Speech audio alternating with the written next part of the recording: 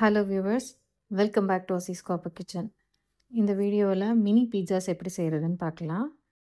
அதுக்கு first east activate பண்ணிக்கலாம்.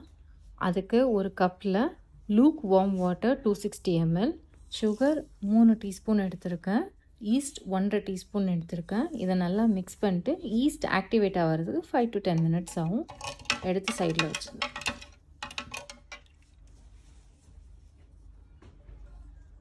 East activate ஆகிடுச்சு.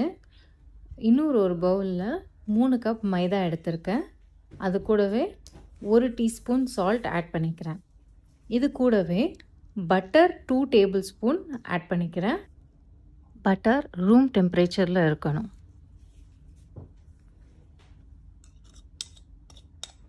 பட்டரை மாவோடு சேர்த்து நல்லா மிக்ஸ் கொடுத்துக்கலாம். அது கூடவே ஈஸ்ட் மிக்சரை ஆட் பண்ணி நல்ல ஒரு டோவாக பிசைஞ்சு எடுத்துக்கலாம்.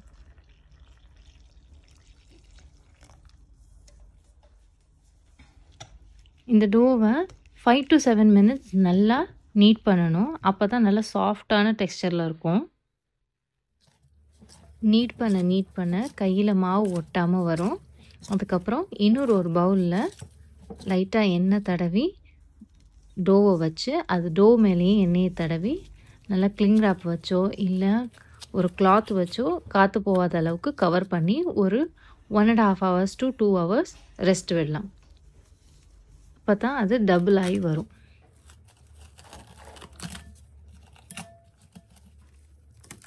எனக்கு 2 hours ஆச்சு இது டபுள் ஆகிறதுக்கு. ஸோ இப்போ அதை ஒரு பஞ்ச் பண்ணி ஃபுல்லாக எல்லா ஏரையும் வெளியே எடுத்துடலாம். எடுத்துட்டு ஒரு ஒர்க் ஸ்பேஸில் அந்த டோவை போட்டு நல்ல ஒரு 2 minutesக்கு நல்லா நீட் பண்ணி எடுத்துக்கலாம்.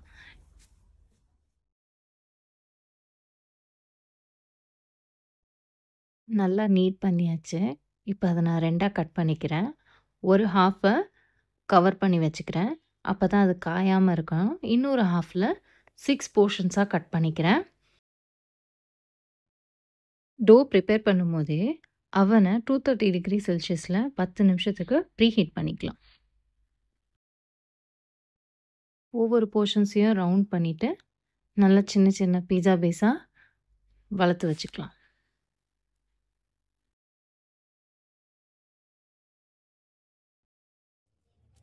அவன் ட்ரேயில் பட்டர் ஷீட் வச்சு லைன் பண்ணிக்கலாம். ஒவ்வொரு டோவாக வரிசலாக அடுக்கி ஒவ்வொரு டோ மேலேயும் ஃபோக்கை வச்சு குத்தி விட்டுக்கலாம்.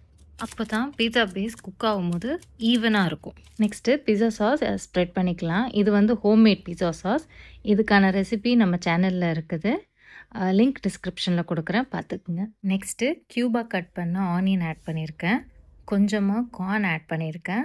அது கூடவே ஆலப்பீனியோஸ், ஆலிவ்ஸ், லாஸ்ட்டாக மோசரெல்லா சீஸ் ஆட் பண்ணி அவனில் 230 degree செல்சியஸில் 12 to 15 minutes வரைக்கும் பேக் பண்ணி எடுத்துடலாம்.